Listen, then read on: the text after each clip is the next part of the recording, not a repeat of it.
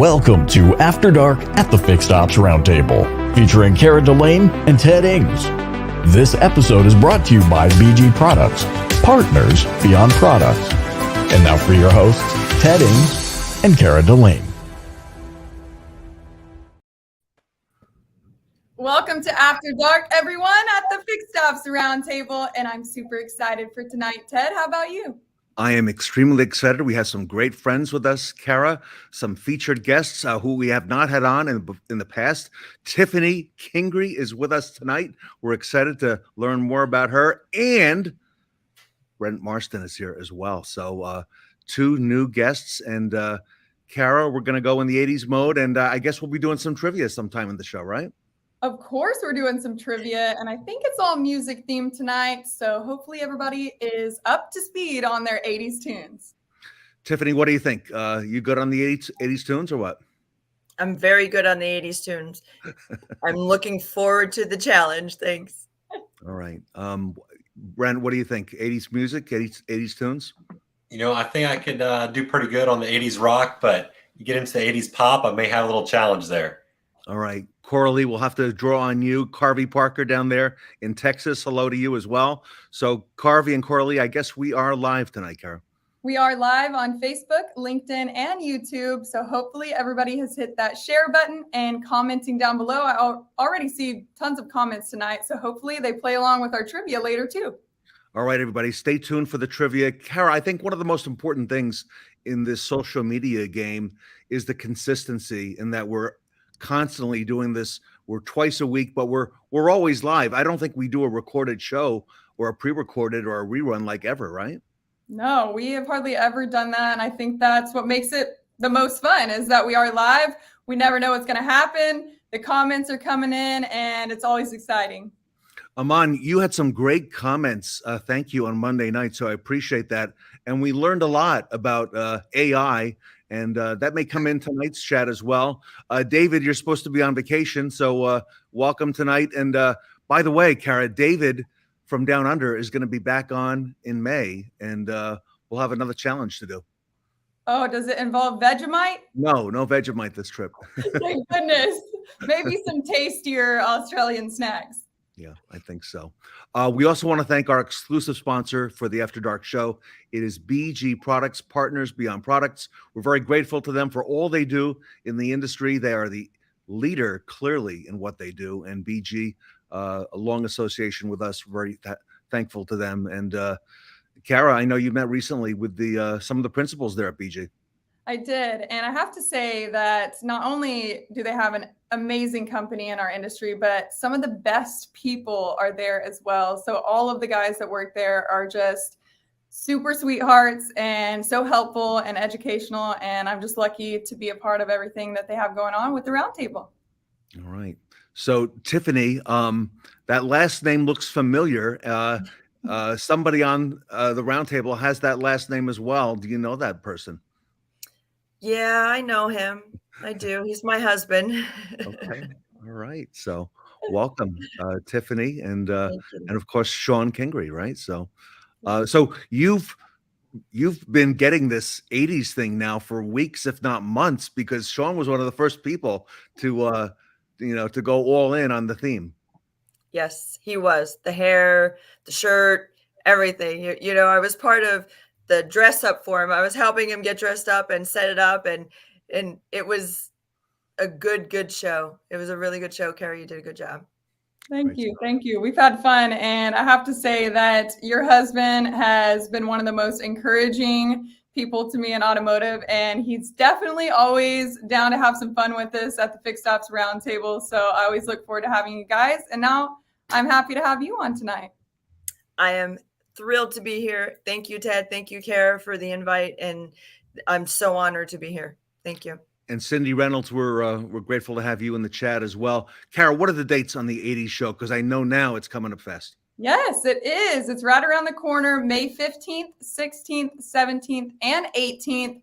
All of our Back to the 80s fun will begin on those 4 days in May, and you can get your complimentary tickets now at fixedopsroundtable.com. This is going to be a really good and big event. We have some record signups already. Cara, we might challenge the Roaring 20s with this one, so it'll be great. Do you think it has something to do with the theme, Ted? I don't know. Bob Gower, what are your thoughts on the theme? Now, Cara, do you know who Robert Gower is? I've seen the name, but I'm not sure that I do. All right. Who's our friend in the BDC world, who's from Texas? And actually, he kind of backed out of growing a mullet for this, as well as shaving his head for a previous event. You know what? Let's rewind a little bit. Where is your mullet, Ted? I have my mullet right here. I can put that on if I was. I thought you were growing it out too. No, come on. So Bob Gower, John Traver, who you work with, okay, and we're very grateful. John was here yesterday, Bob. He did a great job with a Q&A on an article that was in Automotive News. John was supposed to grow a mullet as well, so that has not happened. So, Bob, if you'd prod John Traver a little bit on that, so we'd be very grateful. So it's Mr. Traver's fault that Ted doesn't have a mullet. No, I didn't go there. No, that's a separate issue entirely. All right, but as you know, I'm not shy to put the wig on. So as is Sean Kingry. All right, Brent, we got to change the subject. So Brent, bring us up to speed on what you do. I've been following you for some time now on social media, and tell us about your organization and what you folks do. Yeah, thank you very much, Ted. I appreciate y'all having me on tonight. I work for Metrotech Automotive. We directly work with about 4,000 dealers across the U.S., supplying detail chemicals. We also do detail staffing. We staff dealers across the country, everywhere from the Carolinas to California. And we also manufacture paint and fabric protection under our own brand, First Place Finish, as well as private label it for other companies such as IAS or Safeguard or Road Vantage.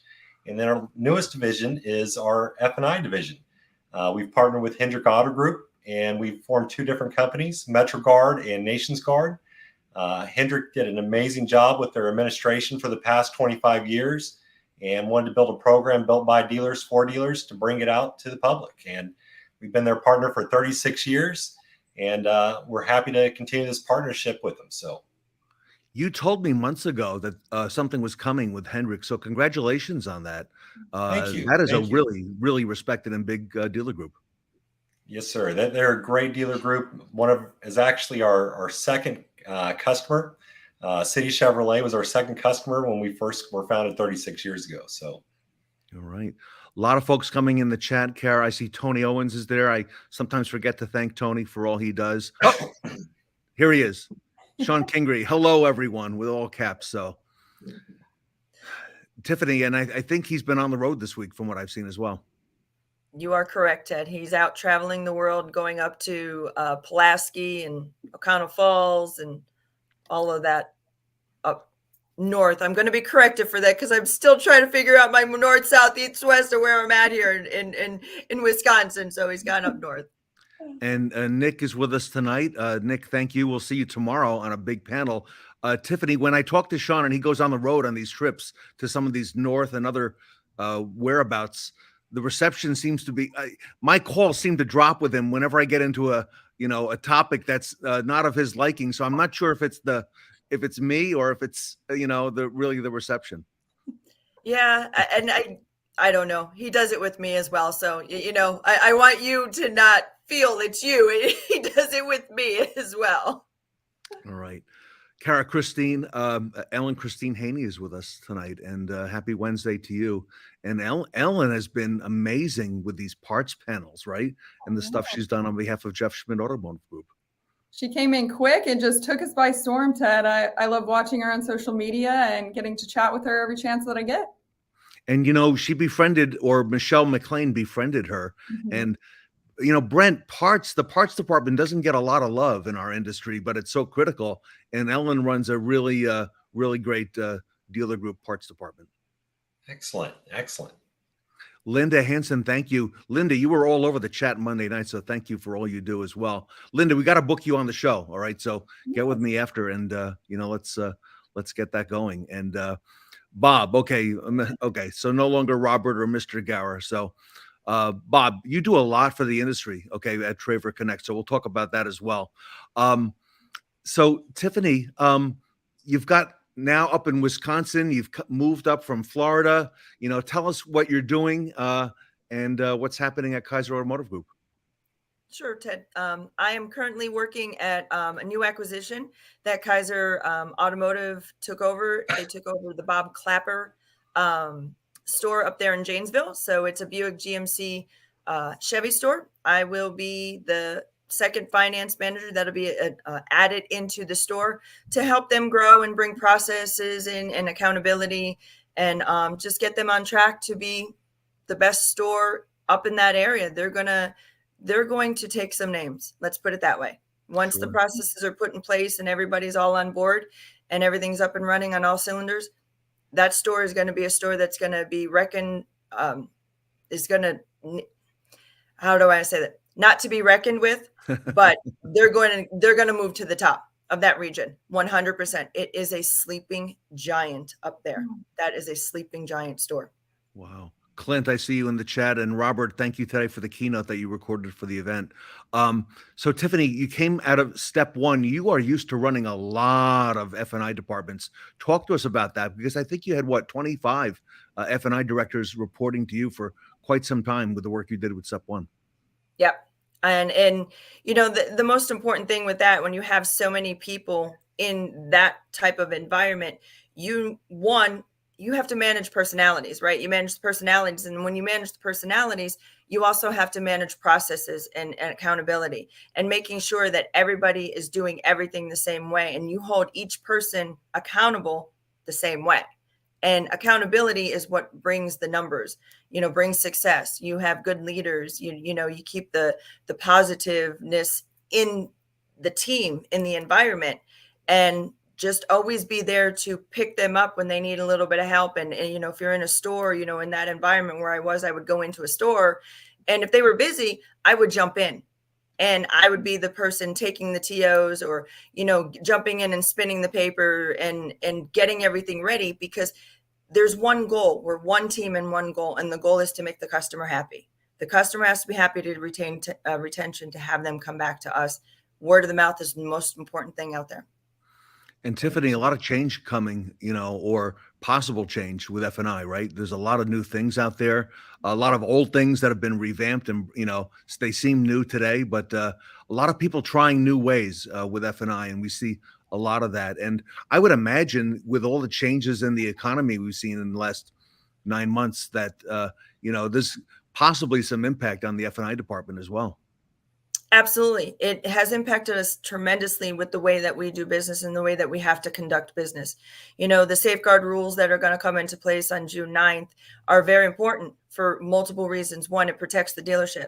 We're not having customer information out and locking doors and having firewalls, put into the computers and making sure the computers shut down, making sure our sales team and our sales staff are not leaving PII information out, or personal, customers' personal information.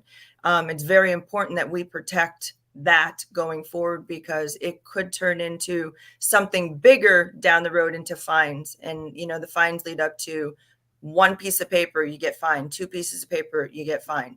So it's could turn into something bigger if we don't get a hold of it now.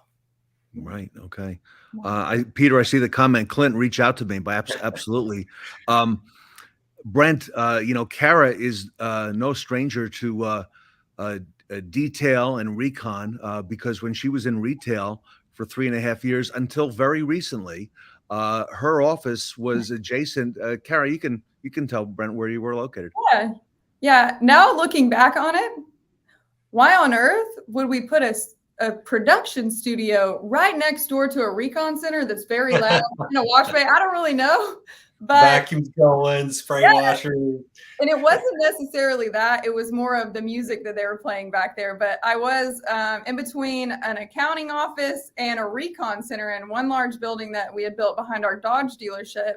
And so it was really nice for me to have that quick access back to the recon center to not only just see the used cars before they hit our website and the salespeople got a hold of them and the keys start going missing, but I also had a chance to really get to know all the technicians back there and our recon manager. And they taught me so much that really helped me on the advertising side of things and to be able to educate the customer. So I have so much respect for those guys that work back there. And like I said, they taught me so much stuff that I never dreamed that I would learn just because I was right around the corner. Yeah, it's one of the hardest jobs in the dealership, in my opinion. You've got detailers in certain markets working in the cold winters, getting wet. You got them working in the hot sun, touching, scorching metal. So the respect I have for those guys is huge. They're an integral part to the customer experience, making sure they turn around cars quickly and getting them ready for delivery ultimately. So. Brent, I had a panel that I did earlier today on reconditioning, and it was on, there were 4 people, and they were experts on the recon process, including software that's used. And one of the things they said to us, because now there's such a great focus on used cars, right? Getting that reconditioning process down from 15 or 10 days down to 7, down to 5, down to 3. They said one of the big bottlenecks in particular is the detail process, because a lot of dealerships think that to detail 3 days is acceptable, right? There's really no norm on that, and they said detail can be a big bottleneck on that.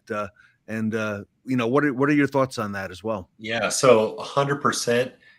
Detail can really slow down your process when it comes to getting cars ready for the lot. When we have clients partner with us, we don't just supply them with the chemicals. We provide them training in detail. Salespeople get trained, finance managers get trained, techs get trained. Detail is usually the one department that never receives any training. A lot of people aren't aware that, there's, obviously there's certification for your techs, ASC certification, right? But there's actually certification detailers can get through the IDA, International Detailers Association. There's levels 1 up through master certified trainer. And we've got master certified trainers on our team that go in and train these dealers on a monthly basis and work with the detailers at no charge to help them speed up those processes, turn out a better quality product, because it's all about a win-win with our dealers. Not just supplying them a product and a chemical, but providing them solutions that can help them save money on labor ultimately. I didn't even know there was such an association as what you said. Cara, go back, because I see Tiffany's already becoming a superstar in the chat. Linda had a comment there. Yeah. Interesting comment, Tiffany, about having service pickup and delivery available as a service. Yeah, Linda, I'm not 100% sure if any of our stores are doing that. I know some of the manufacturers did require it on a little bit of the higher line cars, but I would love for you to connect with me on LinkedIn, and I will be more than happy to have a conversation with you and find that answer out. And if we're not, maybe there's something that we can go ahead and, implement and, what's going to be best for the customer, bring it to, the people in charge, Mr. Kingry, because that would be his department of pickup and delivery. But we can definitely have a conversation, and I would love that. Cara, do you think she refers to him as Mr. Kingry at home or no? I want to know, Tiffany, what is it like being his wife? There we go. We don't have enough time. We Cara, we do not have enough time for this. I promise you, we don't. I promise you, we don't. But one thing I do have to say, Cara, it's always good to be number 1. Remember that in this conversation. Okay. I bet there's never a dull moment at your house. There is never a dull moment in the Kingry house. I promise you that. So Brent, the Kingrys recently relocated from Florida to come up to the Kaiser Automotive Group, and Mr. Kingry, I know he called me because he drove a lot of their units that were in storage and personally drove them up. That was a long drive, from what I recall, Tiffany. Up to Wisconsin. Yep, it was. He drove 16 hours straight through, because there was stuff in there that he couldn't leave in there overnight. So 16 hours, many phone calls on the phone of us together. And, it was a long, long night, but he made it safe. Everything made it safe. Remember, I can hear you. All right. I'm So, not telling anything that's not a lie. I promise you, I'm really not. all right, Kara, we don't want to get in too much trouble tonight. So, but actually, I think, Kara, this is probably a good idea. Okay. Brent, I don't know how you feel about it, but there are some folks on the Fixed Ops Roundtable who've been on more than once, right?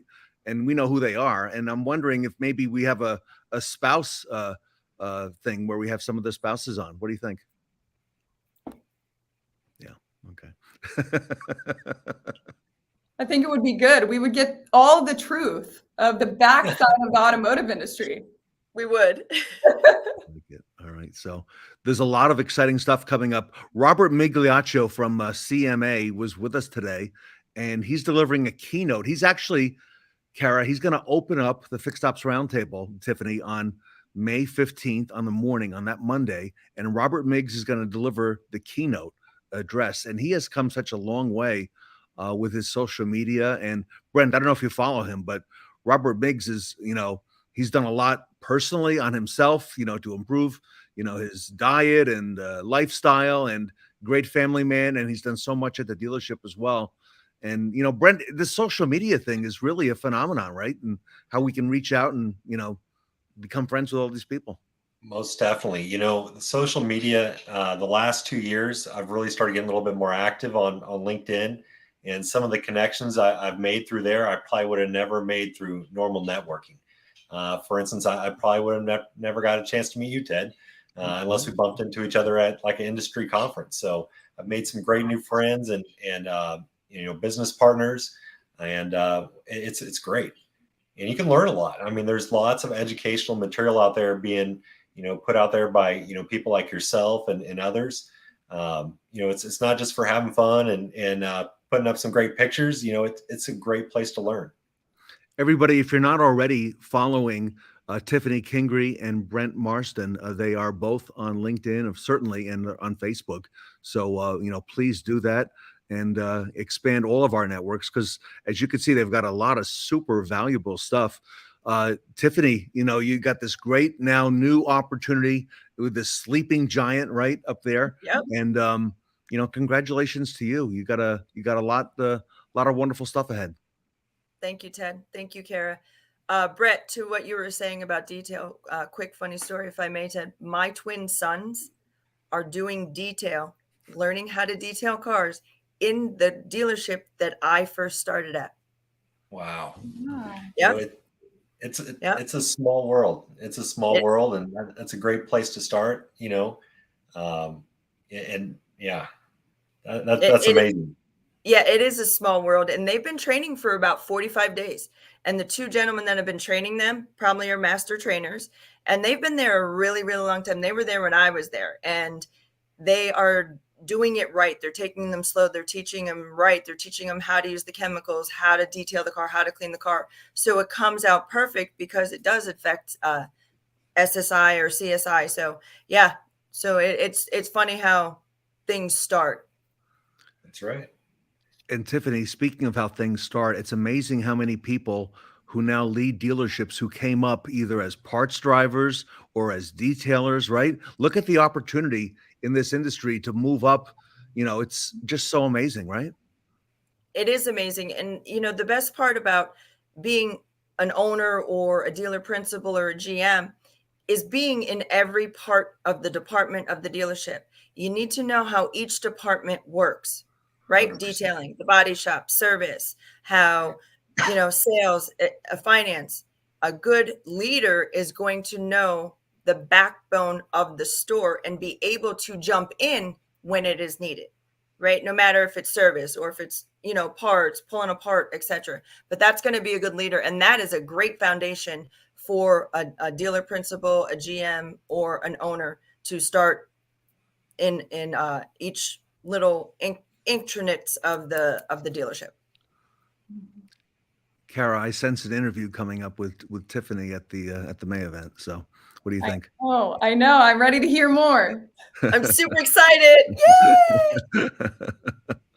So great stuff. Clint, we love this business, and you start in detail, you become the GM of a store. Brent, I was interviewed today with Automotive News, and that was one of the things I said that was a great opportunity in this industry.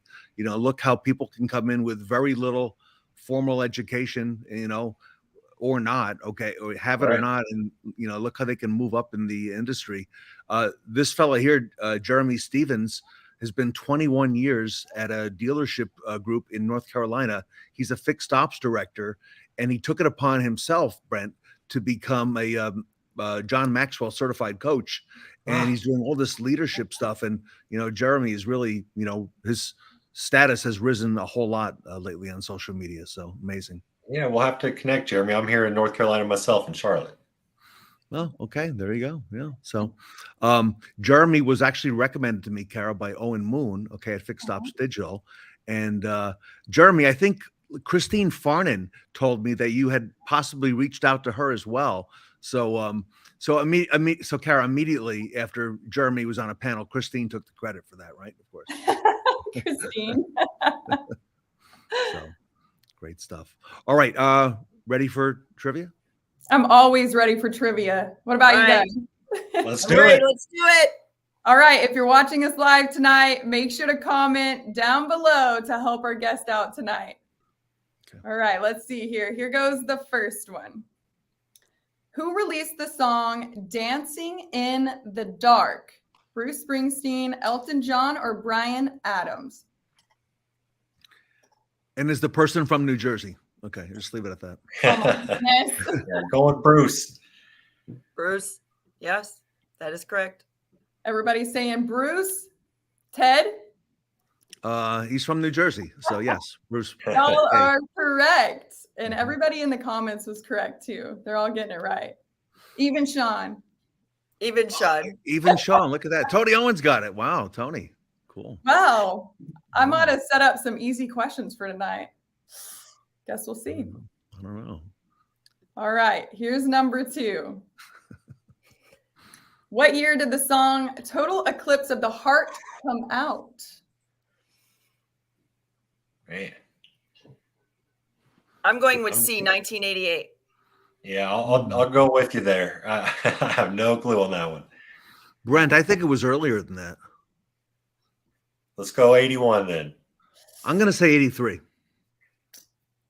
Oh, Bob says 84. Look at that. That's not even an answer, Bob. No. It was 83. Yeah. Yep. Amon got it right. Oh, There we go. Right. Way to go, Amon. Tony, music is like. I saw in the chat the other night, Amon was like debating right with you, right? Yeah, fact checking me. Oh my All God. right. We're doing good. All right. The last one here. What group sang the song Walk Like an Egyptian? The Black The Heart. Bengals. Oh, I got it right off the bat. Do you know this one, Ted? Yeah, I do. Yeah, I know that one. What's the answer? C. Y'all got it right. No. The Hey, Bengals. Ted, I listened to one of your After Darks recently, and you knew all these people, like all these musicians, like Tina Turner and stuff. Did you know anybody tonight? No, I don't know anybody. I'm like, you know what? And like, you could ask me if I know these people, and I would say absolutely not. I don't know. And then Cara puts the trivia up and she plays the music. I'm like, oh, wait a second. Yeah, I met that. I did meet that person. He's right? all, oh yeah, I just grew up with Bon Jovi. No big deal. I was like, what, Ted? I have a story. Go ahead. Okay. I met Bon Jovi before he was popular. He played in my friend's garage in Princeton. We were at a party there. Yes. Yeah, that's Yep. right. Yeah. He used to play in Sayreville in Jersey behind the city hall or the town hall. Mm-hmm. So Yep. there was a lady who booked these gigs when he was in high school. Mm-hmm. And my cousin Carol, who she watches, but she doesn't go in the chat. Carol, please say something if you're here tonight. Carol! So Carol used to get her gigs booked by the same lady, and the lady, but Bon Jovi got more bookings than my cousin. Wow. Wow, cool, Princeton, yeah, Yeah. great stuff. Small world. Small world. Where'd you grow up, Tiffany? I grew up in a little town called Scranton, Pennsylvania. Oh yeah. Yeah. Dunder Mifflin, the the office, right? Yes. Yep. Mm. That used to be the old Lackawanna train station. That's where the trains used to pull in. Yeah, Scranton. Oh, wow. I know. So, when my daughter was going to school up in Buffalo, right, a lot of times I would drive right from New Jersey, and I go right through Scranton. I had never been to Scranton, but I would go through Scranton, and on that 81 highway, which is really narrow, you don't Yep. want. I learned you don't want to go through Scranton on that highway like in the winter, in January or February, because if a truck jackknifes, it's all over, though, like for days. And I remember I got stuck in Scranton like for a week one night. Yeah, there was a couple good places you could have visited, Tinks, all the fun stuff, But yeah, Scranton is a small town, very small. Yeah, it is. Yeah, Pennsylvania. So, but you know what? Good people, right? And hardworking, people, hardworking community. So Very, very hardworking people, very, very tight-knit community up there. Very tight-knit. Everybody normally nobody leaves there. Everybody stays there. Like my friends still live up there in their parents' house with their family. Like, okay, all right. time to go. Time to And explore. Brent, where'd you grow up? This is more information than we need, Tiffany. Brent, where'd you grow up? Most of my life in Kansas City. So did my retail experience there in Kansas City. In fact, Clint, that's in the chat, me and him started selling cars together 20 years ago. And now me and Clint work together again at Metrotech. So we've been in the business all along together. That's a great car town, Kansas City. Yes, sir. Kansas City, Missouri, right? Yeah. So I lived on both sides, the Missouri side and the Kansas side, but great car community. Yeah, I love it. Hey, Tony Owens, thank you to you as well. Tiffany, and yeah, great meeting you, and Brent also. So yeah. Super. All right. So, Cara, one more time. The show's coming up in May. It's not too far away, and it's going to be a 4-day show, right?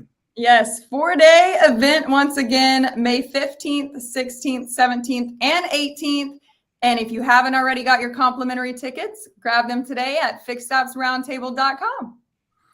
So, Brent, am I supposed to ask you?